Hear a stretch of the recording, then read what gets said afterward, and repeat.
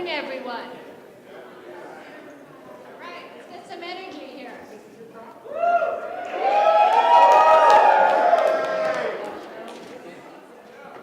For those of you who might not know me, I'm Dr. Donna Marasco, and I'm Dean of the College of Arts and Sciences.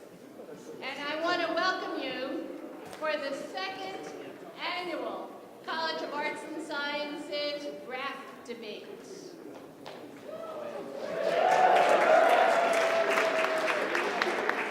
Now, before we start the debate, I'm hoping that all of the students who are here have signed up for the raffle. We will have 10 awards at the end. They're gift cards. And the last is $100. So if you didn't sign up, only once, okay, sign up, but you have to be here at the end of the debate to win the award, okay, to win the prize. Now, the premise of this is that we have 10 professors stranded on a desert island, with only one of them being able to escape because we have a single-person raft. Each of the islanders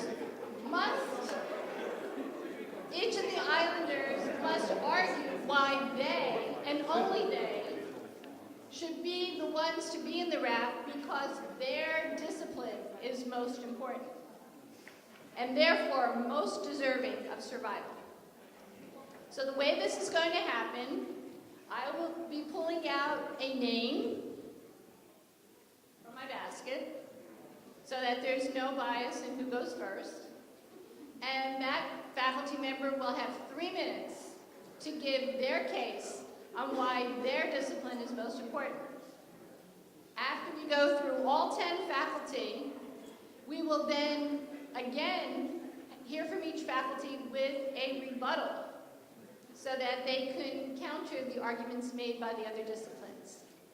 And then, by your applause, vote, yelling, enthusiasm, we will pick the winner of this debate. All right. Are we ready to start? Are we ready to start? All right.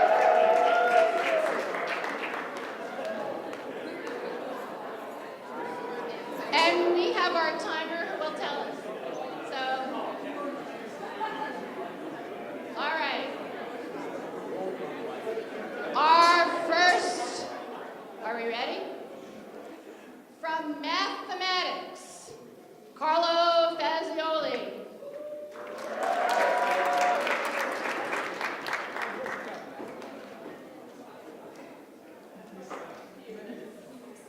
Good afternoon. We have a variety of disciplines here that are vying for a spot on this raft, and some of them are technical in nature. We have mathematics, chemistry, physics, biology. Some of them are non-technical in nature, and I think we can, in one fell swoop, just remove those as contenders. If you think about it, would you want to have somebody who can build you a house, or just tell you a nice story of what living in a house might be like? Now, in all seriousness, though, I do have some nice things to say. We are all here because we're curious about something, and we are all seeking to identify patterns in the world around us. And for example, chemists are looking for patterns in the molecules that make up our world, and physicists look for patterns in the motion of objects, and biologists look for patterns in the shape of organisms. And in thinking about this debate, I looked then and I tried to identify what is mathematics, and several famous people have weighed in.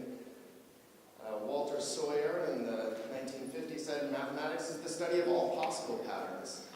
And G.H. Hardy in the 1940s said that a mathematician, like a painter or a poet, is a maker of patterns. And for this reason, I think that mathematics deserves the spot on the life raft because we are the most general seeker of patterns, of which each other discipline is limiting their scope. So that's all I have to say.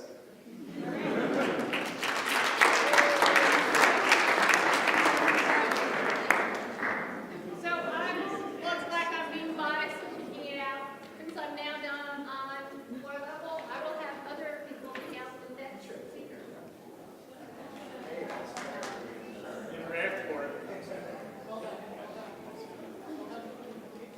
Ed, from criminology.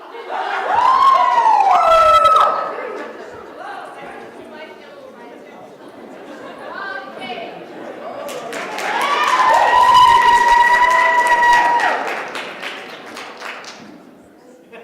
Thank you very much. Well, this is very loud. If I had known this was going to be so well attended, I would have taken it way more seriously. But anyhow, the fundamental building blocks of any great society is really, are really its institutions, social institutions, formal and otherwise. And as a criminologist, people in my field, the scholars who do work in criminology, which is the causation of crime, and justice, which is trying to understand how to fairly distribute different kinds of control and equity across society, we draw from just about every discipline out here, among everybody up here, to answer our questions and do the research that helps build the institutions that make societies great. So, for example, scholars in our field, well, a lot of psychologists used to believe that intelligence led to delinquency in schools, but that's not true. It took the criminologists to realize that really it's intelligence that leads to problems in school engagement, which then lead to delinquency. So the criminologists then helped teachers design curricula that kept kids engaged in school at different varieties of their learning levels to keep them from leaving school and engaging in delinquency. Fundamentally, it's important that our society remains safe, and it's the criminologists and the folks who do work in justice that help us develop these institutions to keep people safe. Because if you're not safe, you're not going to worry about equations to possibly help you build a house, and I can't figure out exactly how that would work, although he seems like a cool guy. So so when we design housing developments, for example, criminologists know to develop it with good eyes on the street, good surveillance opportunities so that our police can drive by in a very unintrusive way, but kind of get a sense of who's outside. That way, it encourages people to use public space. Kids are engaging in structured activities, which is good for them. It burns their calories, keeps them off the street. Mothers, pregnant women are out there going to their prenatal appointments, which helps develop healthy kids and all the way up. And if that's not enough, we also do research in really cool areas that help us understand and learn how to do stuff. So, for example, my research on the taser, which was recently, this is a plug, by the way, shameless, which was featured by CBS News, we shocked college students, okay? We shocked college students to see what it did to their brain to protect your Miranda rights, okay? So you're welcome for that, number one. Number two, I didn't bring the taser because, well, I kind of need this job, at least for now. But if I'm on the raft, I'll bring the taser because I might need food. And you never know what the taser can do to a shark, for example. So there you have it. Criminology and justice. Don't leave on without us. Okay, see you.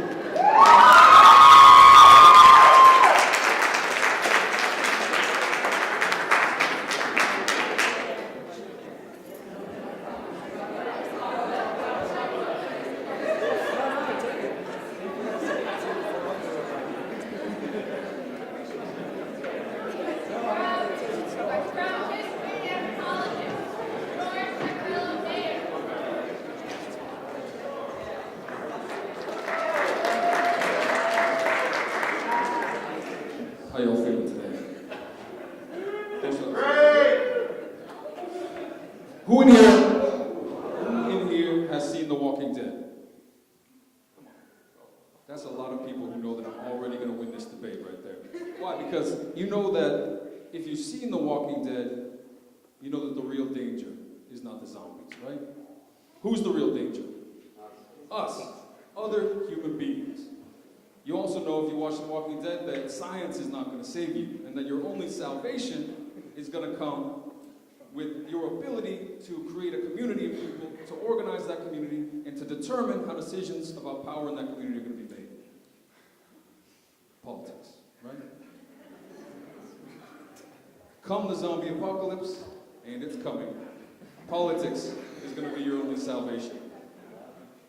Now, I don't want to be too serious about this, but the reality is that the decisions about our lives, the decisions about our lives are very serious ones.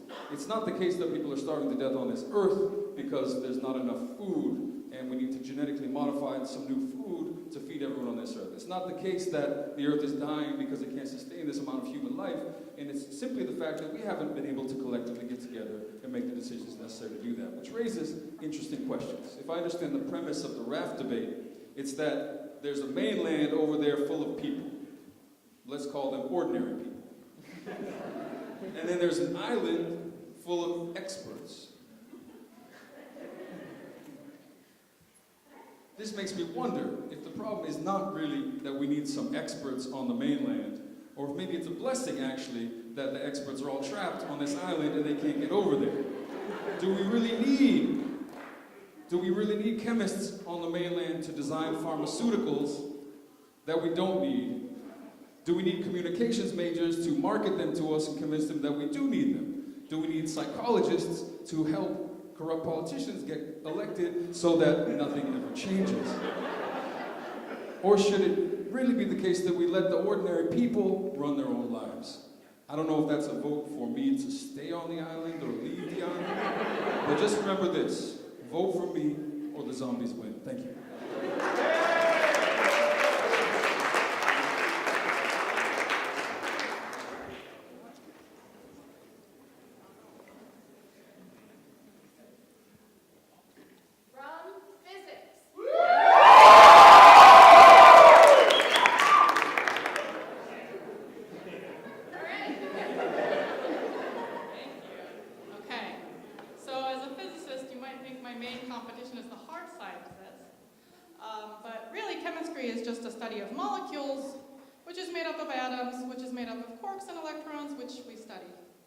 Biology is a study of living things which have cells, which have molecules, and yada, yada, yada. Well, that's not a good reason for me to take the Raft, right? I just told you that physics is the basics of the basic science. My argument is this: it's easier to make a biologist and chemist out of a physicist than a physicist out of a chemist or biologist. And in order to prove this, we are going to do a little experiment with audience participation. Physics majors, raise your hand. If you got an A in biology or chemistry, keep your hand up. That's right. Okay, now hands down. Biology majors, chemistry majors, B's, raise your hand. Now, knowing very well that there are a lot of physics professors in the room who had you for physics, if you had an A in physics, keep your hand up.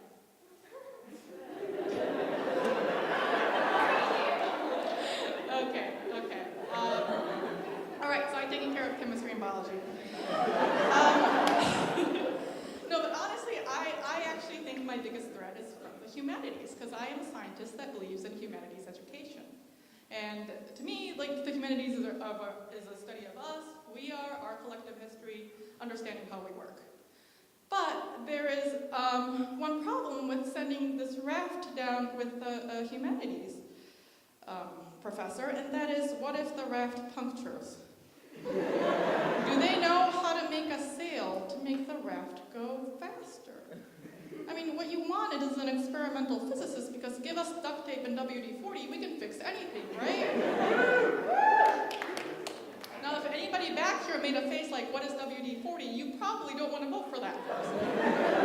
If anybody back here made a face like, what is duct tape, you really don't want to be voting for that person. Okay, last point. How do you navigate? We send a humanities person on a Raft, and nobody here remembers the stars, so we can't navigate by stars, right? But I'm a physicist, right? So I can navigate latitude, no problem. You measure the highest point of the sun, And then you measure the angle, and then if it goes up or down, I know I'm going up and down in latitude. Pop navigation quiz. How do you measure longitude if you don't know your stars? If somebody can answer this, I'm happy to give a spot on my raft. Thank you. Thank you.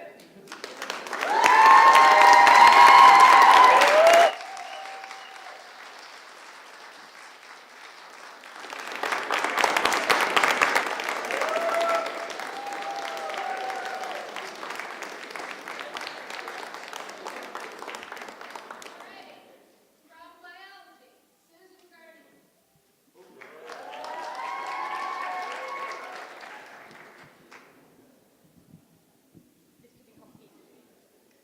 Well, it's not just me here today. Oh no, I've brought Al the alligator, and together we're going to show you why biology is the only discipline which you can truly save today. Fortunately, if we fail, Al is also a raft, so hopefully I can save myself, but please let me bring my discipline with me. So clearly this debate is a matter of life and death, and who better to talk about life than the biologist? So, for one thing, we all know that we're not truly alive until we've had our morning coffee, hence the coffee that's fallen on the floor. So who's had their coffee this morning? Excellent, glad to see you.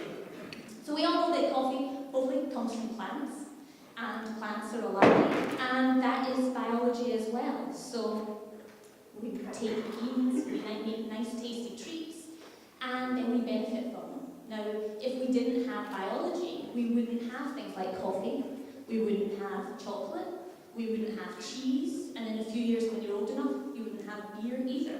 So fortunately biology is here. So I do have some chocolate, so we can have some chocolate.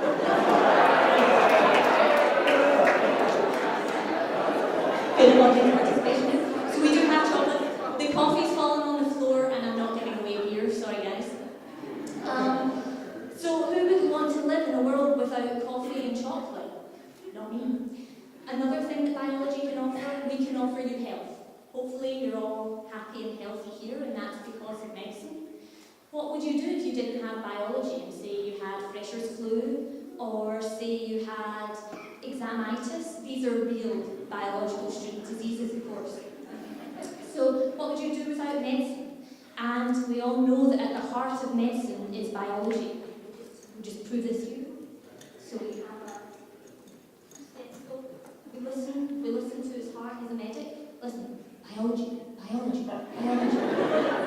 That truly is, that's anatomically correct as well, yeah. It is at the heart of medicine. So we wouldn't be able to survive and thrive without medicine. And finally, suppose we turn around and someone here is trying to steal the raft, or maybe someone was missing. And they found an alligator-like bite mark. Well, we can use biology, forensic biology, do DNA testing, bite mark analysis, and biology can come to the rescue. We can point the finger at the real culprit, which I think at the moment I'm going to point to physics. So, if you want to survive and thrive, live in an environment where you're happy with your coffee and your chocolate, live in an environment where you're healthy because of medicine, and where you can feel safe because we can try to help solve crimes, then you have to save biology. And who can't vote for an inflatable alligator? Thank you very much.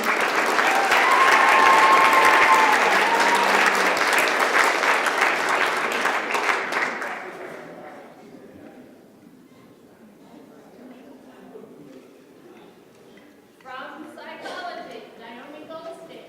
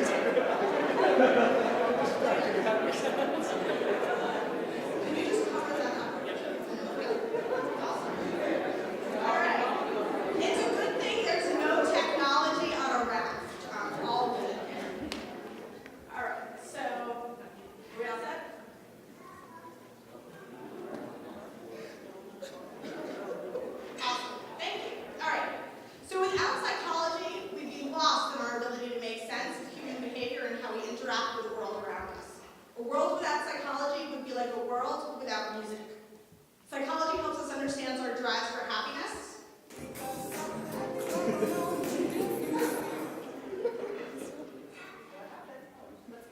Love.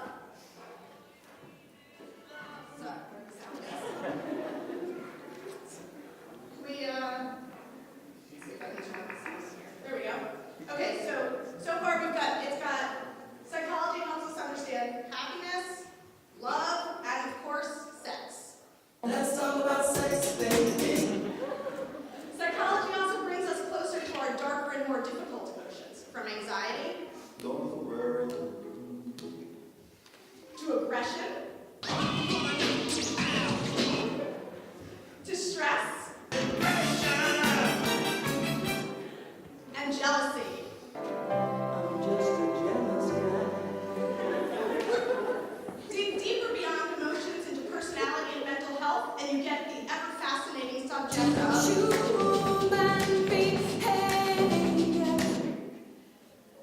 psychology has helped countless people cope with conditions such as paranoia,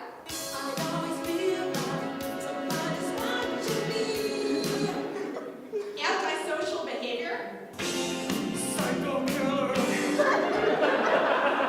depression,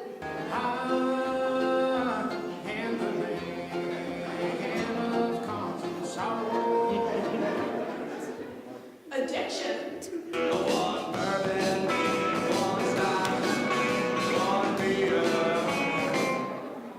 narcissism, and psychosis.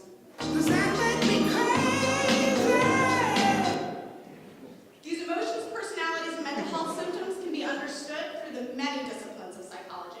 Psychologists are constantly making new discoveries about perceptions and sensations that we feel. Everybody hurts. The memories that we hold, and the identities we inherit and shape.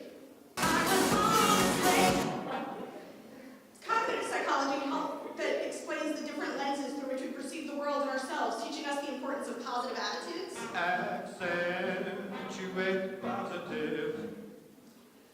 of self-esteem,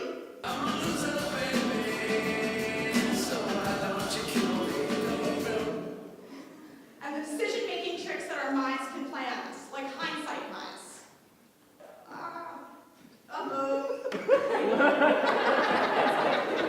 Let's see where we are. Hindsight bias suggests we probably should have known that was going to mess up.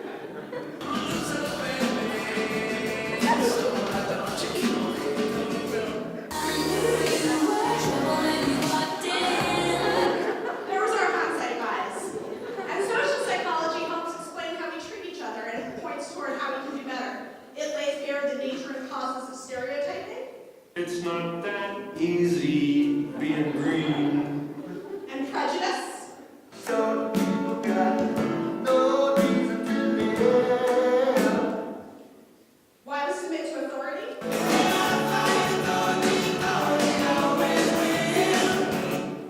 and the need for social support. Lean on me. So, with deference to Pavlov's dog, I'm asking you to ring my bell and vote for psychology as the discipline that you know that we need to keep around. So, keep me on track.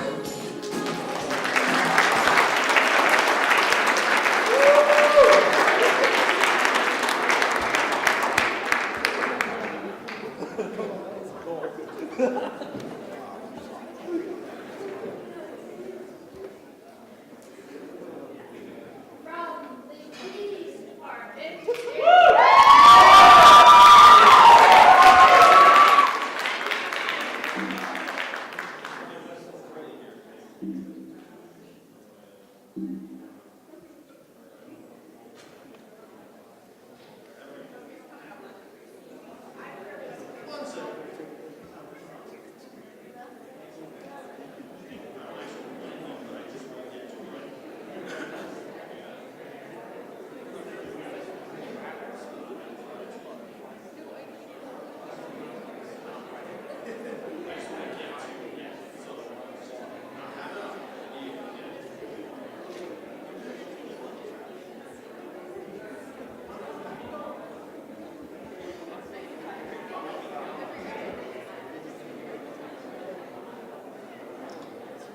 All right, we'll get started. So, there's a lot I could say, but I have 3 minutes, we'll keep it tight, right?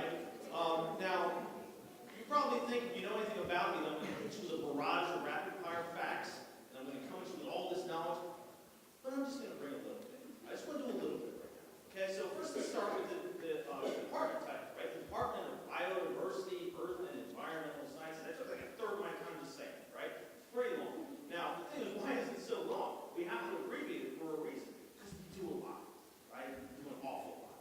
In fact, when you come right down to it, I would say you could kind of say that that whole name fits into the title of ecology. I mean, I could do that, right? And when you say, what is an ecologist? Well, ecology comes from the Greek word ecos, for the whole household. And in fact, that's what we're talking about. That's right. We study the whole Earth at one time. How much more relevant can you get to human survival than that, right? So I think it's kind of a big deal. We do things like we look at biogeochemical cycles. How do things move? The air, the water, the land, things like phosphorus, nitrogen, carbon. These are kind of big deals, right? This is a very important thing. But personally, for me, I like to take it back to what's very near and dear to me, biodiversity, and especially insects. Now, I know people don't like insects, so if you had your way, you'd probably get rid of it, right? But we really, literally cannot live without them, right? So this is an important thing. When you look at it, plants, about 90% of plants are pollinated by insects. That's incredible. And in fact, a recent study in the journal Science found in 41 different global agroecosystems, in every single case, they had better fruit yield, better fruit production when you had native pollinators in high diversity in these areas. So I just think it's very important to think about that because, you know, there's the money. We talk about $3 billion a year in the United States is what pollinator services are worth. But, you know, you can eat. It's kind of a big deal, I think. Anyway, so I prepared a little quiz for you. I just to see how you guys do with this real quick. So, figured that would happen. All right, let's see if we can get this to work here. No. All right. Bring it up. There we go. Okay. So, I have a quiz for you. Now, which of the following can you actually eat, right? Because you're going to live, you got to eat. So, I've got, sorry, I'm lumping a bit here. Okay, I got books for like history and political science and all kinds of stuff. Okay, fine. We've got a calculator. Not too tasty, right? We've got a, I think that's an Aztec calendar or something. Sorry, that's you have to follow. We've got a vaccine. Can you eat a vaccine? Well, you can save people. I get biology is important, but here's the thing about chemistry and biology. We take chemistry and make it useful to life. And we take biology and keep it so you can actually keep it going, right? Sustainable. So, yes, vaccines are important, obviously, right? But you don't have people that can eat. You can't really give vaccines, right? So we're thinking, oh, it's looking real good around here, right? It's looking pretty good. All things pollinated by insects, and then over here you can thank bats for tequila. God, they mostly get pollinated by bats, right? Important. So we've got our, over here, Erlenmeyer plants. I don't know, atoms, sure. Yeah, we eat them, but not in the form that they look like that, right? So, and then we have brains, and, you know, I already got a zombie reference made, so they kind of stole my thunder. But I was going to say, humans know zombies? Yes, for sure, right? So if you're interested in saving humanity, I think you really want to have people that can keep you alive. For real, that's what we do, that's our job. Okay, so that's all I have to say.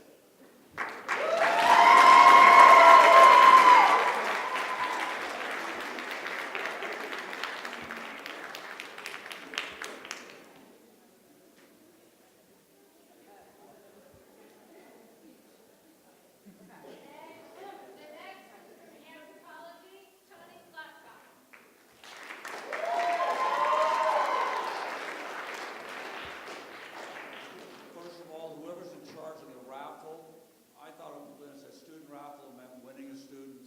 I put half a dozen of my name in there, so you might. I apologize, I was confused. The dean clarified it, but I should have paid attention. I'm sorry. But anyway, I'm here to represent anthropology. I wouldn't mind winning a student, but if we had my choice. Anthropology, I'm personally a helper. Anyone who knows me knows that I'm a helper. I'm here to help all of you and my colleagues, my students, and certainly to help the people on this panel on the island, and they need help. I've listened to 7 of them now, and this is only if sociology was here would they need more help. And then the question would be whether anything could be helped at all. But anyway, there are 3 things I want you to keep in mind as I give you my observations. I've developed a model in a short period of time. This is what anthropology does. We develop a model, we do ethnography, we examine the actual behavior and compare it to the ideal. The three things I want you to keep in mind before I do this is one, I don't have a critical bone in my body.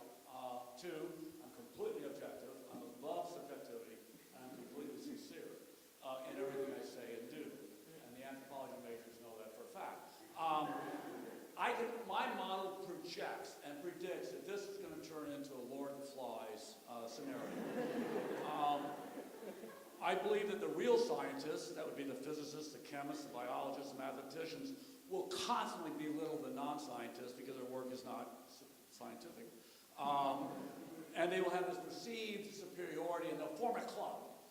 Of course, they don't have any practical skills, so they will slowly die of starvation. But this will cause a severe identity crisis on the part of the psychologists and the environmental scientists because they truly want to be scientists, but the real scientists will not let them join the club.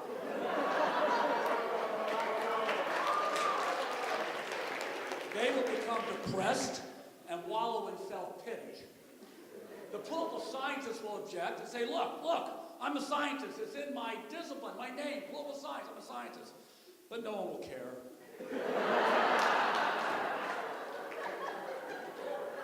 He'll demand a vote because that's what they do, but no one will care. And no one will vote. And he'll just drift away by himself, counting non-votes. The novelist will go away by himself in a huff, mumbling, no one on this island appreciates art and literature. That's not a world I want to live in. He'll threaten suicide, but of course that's nothing more than a plot device, and therefore nothing happens. The criminologist, my good friend, will be confused and frustrated because there's no crime. He will then try to get the non-scientists to rise up as one and have overtake and overwhelm the scientists. But we're academics. We don't ever take action. We only talk. And then we talk some more.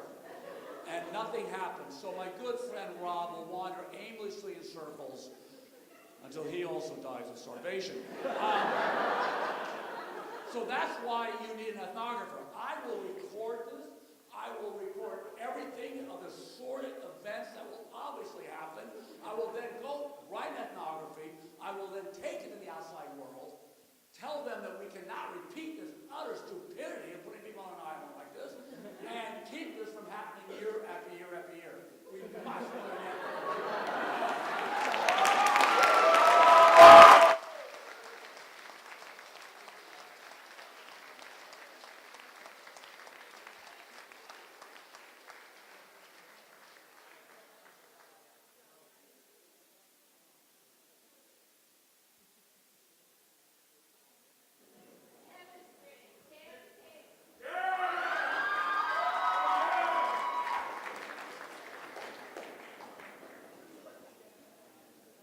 So I picked the wrong person to follow.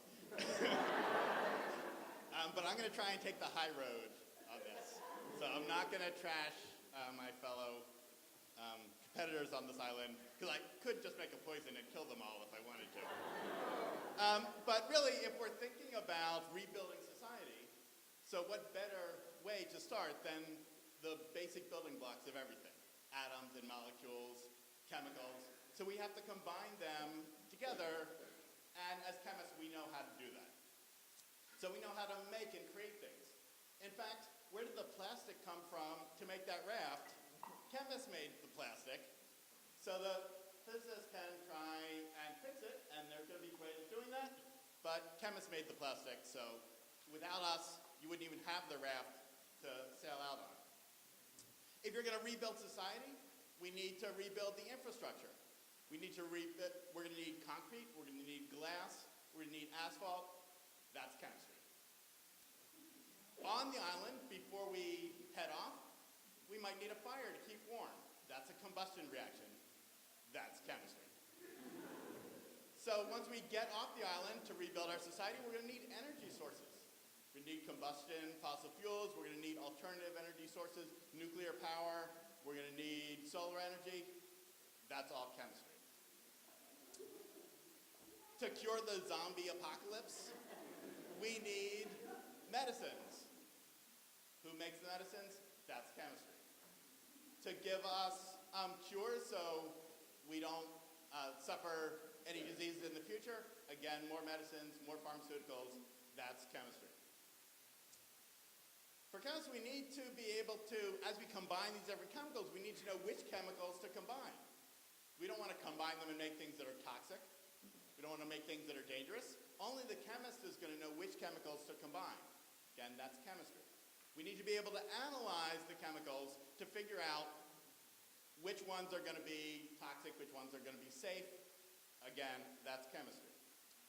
On the trip to the mainland, so there are going to be certain things we need to do. We need to preserve food to last the trip. Again, that's chemistry. We're going to need to purify the seawater to make it drinkable. That's chemistry. When we're talking about food, everyone knows that chemists are great cooks.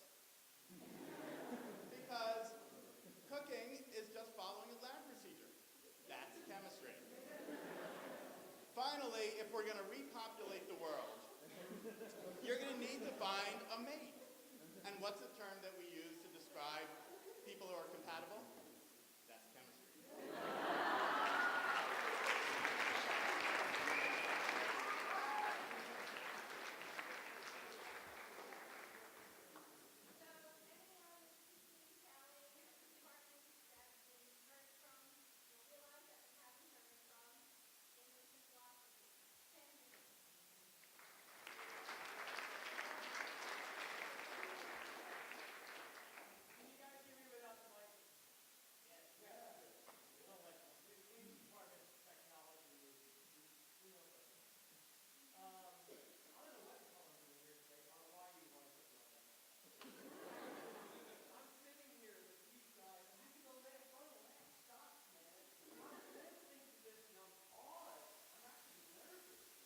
I haven't been nervous in a really long time. That's a great feeling. But it makes me wonder what the hell I'm really doing here and why we want to save me. I brought props today. I have a bag of props. I run theater companies. I go everywhere with props. I went to traffic court with props. I beat the system. I have, hey, look what's coming out of your ear. Check it out. No, I'm not giving you $50. Really came out of your ear. Check it out. So I was ready. I was encouraged to bring props. Do this today. And instead of listening to these guys, and I started to take it seriously, saying, why me? What the hell? And the best I can answer, the best I can think, I'm trying to think of an exemplification of why I belong there. And I'm teaching a hospice course, right? It's a hospice journaling course. And I send my students out to visit patients who are dying. And they write their stories. They write about their lives, man. And I thought, this is going to be a great course. What I'm going to do is I'm going to send them out there, and they're going to learn about mortality. They're going to learn about what life is. Only when we learn about death, man, will we really learn about life. And I thought that's what I was doing. And they go out, they're visiting, the camera's following me. They go out, because, I don't want to be on camera. I don't see you. And they go out, and they're visiting these people, and they're asking these guys about their lives. And everybody's just so excited to talk about their lives. They're asking them questions. They're thinking about the decisions they made, why they made those decisions, why life is important to live, why it's vital. And come the second time they met these guys, it's all a celebration about what life is all about. They came back to my class, and I was there with grief counselors, right? I'm there with grief counselors, and we're setting it up, and we're really all talking about how important life is. And I'm thinking about, oh my God, look what I'm doing. I don't know about you guys. But I go around with my calendar about 2 centimeters away from my nose, trying to make plans about what I'm doing. I have 1,000 things to do. The more successful you are, the more plans you've got. What the English department does, what a good English class does. Anytime it stops the world, and you start thinking about what your life is like, why you made the decisions you made, why you belong here, what we all are doing here, rather than just going every single moment of every single day without being able to find a second. For a moment, just for a class, whether it be a class about a novel, about a play, or about dying, you're thinking about life again. That's why life is vital. That's why the English department belongs in the best.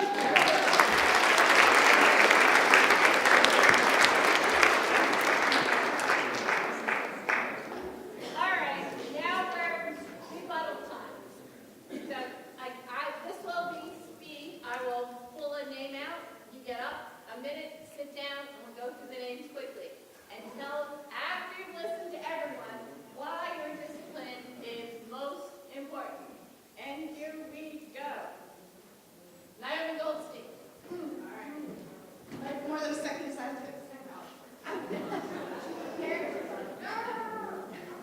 All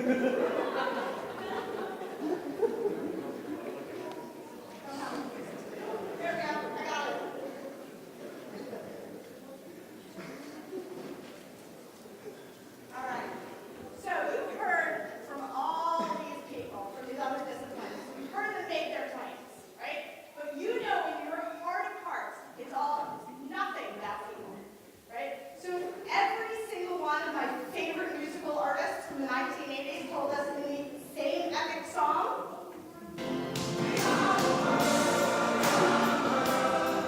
we are the world. Living in a world without psychology would take away its humanity. You know what you need to do. That's right. There's a choice you're making. Keep psychology on the ground.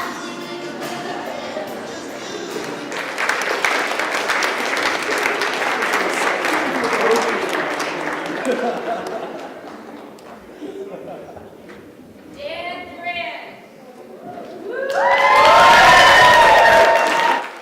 I usually don't use microphones. Anyway, so, all right, great. We heard some cool things, a lot of really interesting different perspectives here. I don't have any song or anything, but I will tell you that on the more serious side first, for real, you can't eat if you're not alive, right? So all these other jobs are very important. I have nothing but respect for my colleagues. I really do. But, you know, I think my unassailable logic and facts will hopefully sway you. And also, I want to point out, too, another thing very important, too, because in addition to the actual factual reasons why my department involves all of these other departments, arguably, right? Environmental studies involve philosophy and psychology and criminology, too, as well, right?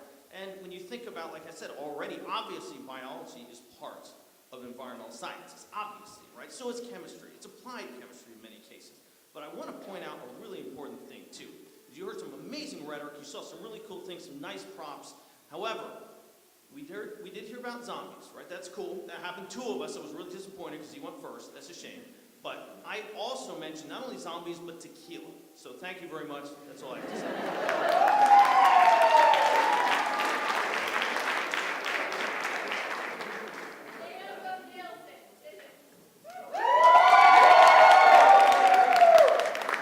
Okay, so hopefully you're kind of convinced at this point that the only technology you need to survive, WD-40, duct tape, experimental physicists, right? We don't need a computer. Okay, so let me summarize what I said, okay? So the plan is we really want to give the Raft to a humanities person, but they're not going to survive, so let's give it to the best scientist, and then I'll go and survive, and we'll repopulate this new place with lots of physicists. The other thing is, contrary to popular belief, physicists are good-looking, so we'll have a very good-looking population. And then inevitably, some of them will turn into biologists and chemists, so we will repopulate the sciences, and too bad for humanity, but hopefully somebody will actually start, you know, documenting what happens in this Lord of the Flies world. Okay. Okay, one last thing, if I'm allowed. We had a physics, okay, this is serious. We had a physics colloquium 2 weeks ago, and a physicist told us about this article from Science magazine, very, very important scientific journal, that says evidence for a collective intelligence. Okay, can I get 10 seconds? The article says that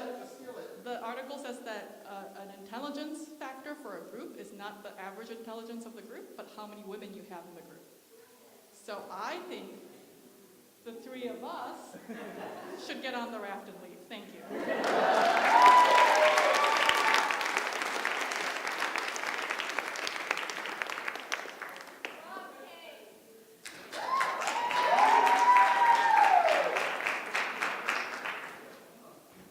All right, check it out. All of these disciplines are important. There's no doubt about it that every discipline here makes our world a better place, okay? But here's the thing, as I mentioned earlier, the criminology person who does justice research, all kinds of good scholarship in those fields, that person understands how to help a society build from the bottom up, create stable social institutions that help people operate safely and in good health, which ultimately then creates a level playing field for everybody in society, and then allows people to care about things like chemistry and physics and biology. Because if you're not safe, if you don't have good, healthy environments, we don't have enough of that resource to bring out the best in our people and to tap into these resources. Plus, finally, we've heard a lot about zombies and we've heard a lot about Lord of the Flies. That's because no strong centralized government. Criminologists understand the importance of a strong centralized government because that reduces violence. So there.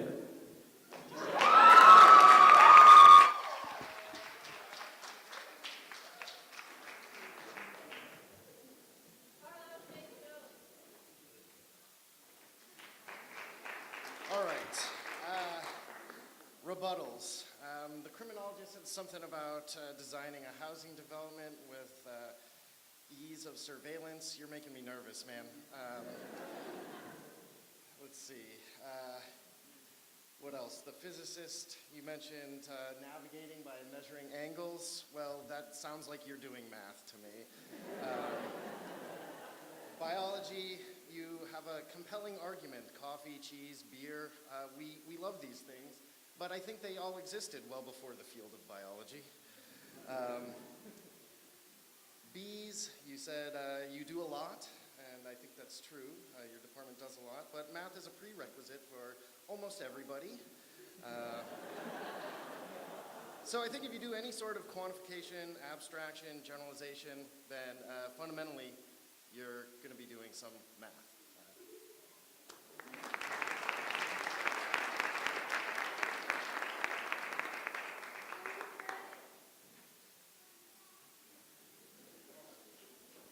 Okay, so maybe the stuff did exist, but biology is needed to optimize it to get us to a level where we can all enjoy our morning coffee.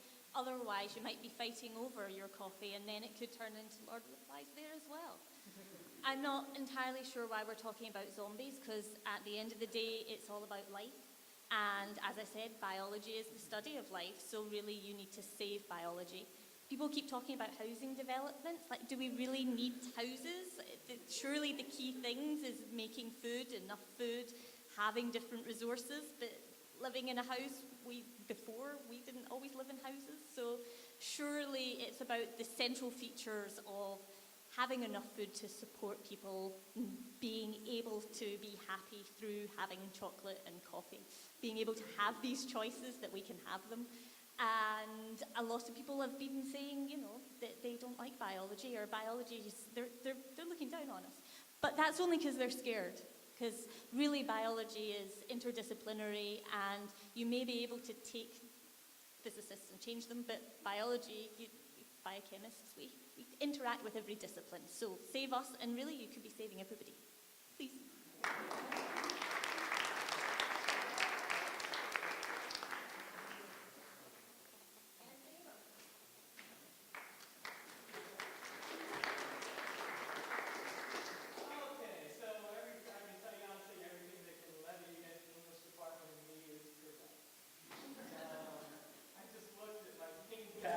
Put this thing on right. Do you really want me on this week? If they put me on this rank to push me out, I can pound them back. You can choose to send me out, and I'll never go back and have rough tricks with these guys. I mean, it just sounds like really, if I'm home and I do something technological, like change a light bulb, I'm excited, right? I click the switch, have a picture taken of me, put it on Facebook. Hey, look what I created, right? What I can do is I make life a lot more fun, man. We can create the stories. Yeah, there might be plot points about suicide that we forget, but it's fun. I'm the one who created the zombie tales, right? People are using this shit here today. It's me, right? We got the music, we got the songs, and we've got time. So thank you very much.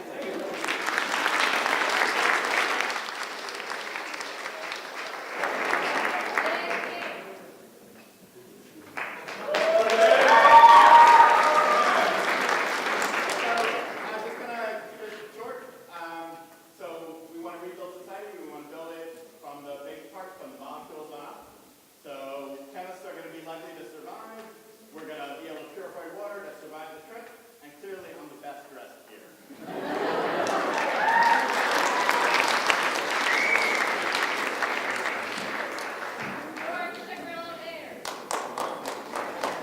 It's funny, I know a lot about the history of societies, and I've never heard of one that's been built from the molecule level up. This is very confusing, and I'll be the last person to agree with my esteemed mathematician colleague about much. I certainly don't want him building my house, but I agree that there's been this strange confusion between objects of study and academic disciplines. Thankfully, human society has existed long before the biologists came along to categorize it and classify it.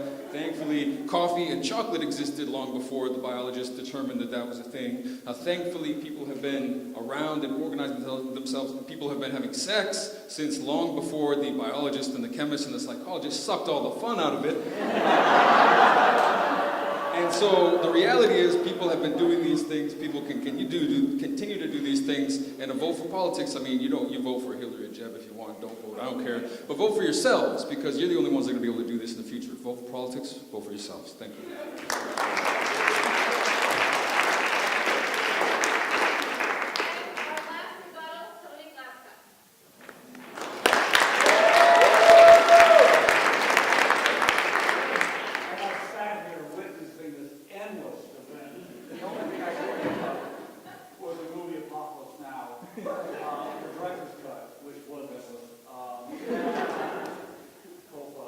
And I kept thinking that scene, the horror. Please, help me put an end to this horror. So by ethnography will once and for all end this, and we won't have to deal with this for another year. Thank you.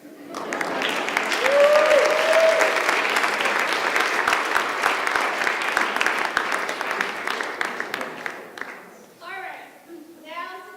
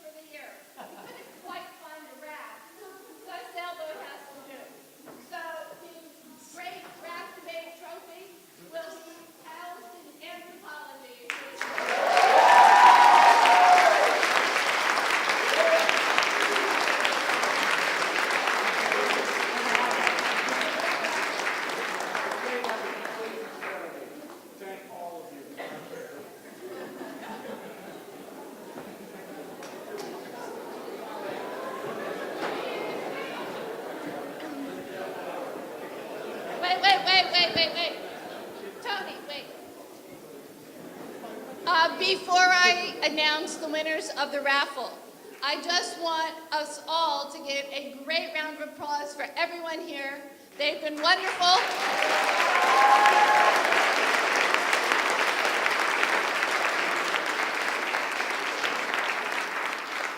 And I want to give a great round of applause for all of you out there, because the energy in this room today is who the College of Arts and Sciences is. We rock.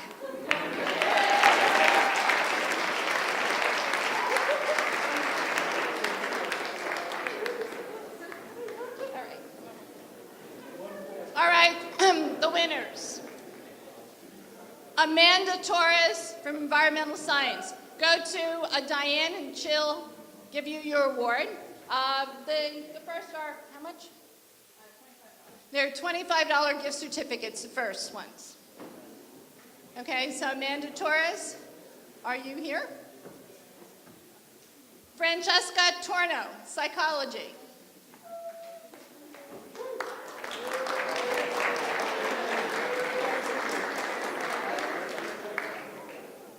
Cindy Lynn, physics.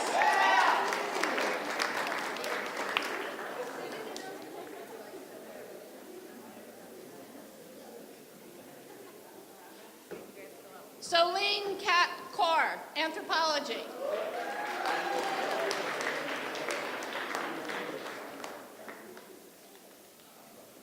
Trang Do, psychology.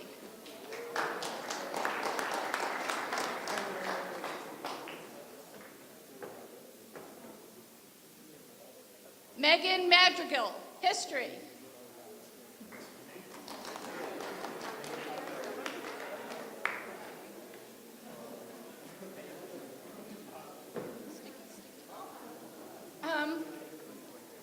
Adush Vishwanathan, biomed engineering. Whoa.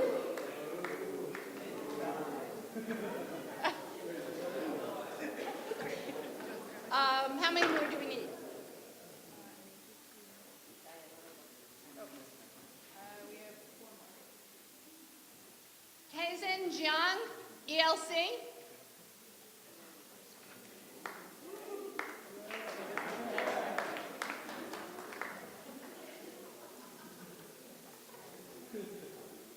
Erica Smith, physics.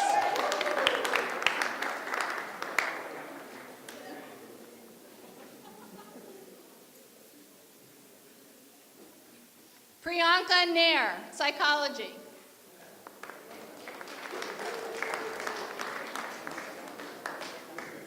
Is this the big one? And this is the big prize? One more before the big prize. Okay.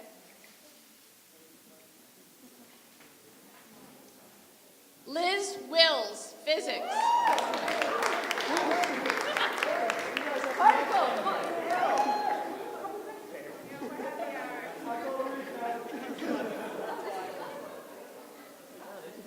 All right, and now the last prize for $100, Christopher Bonag, sociology.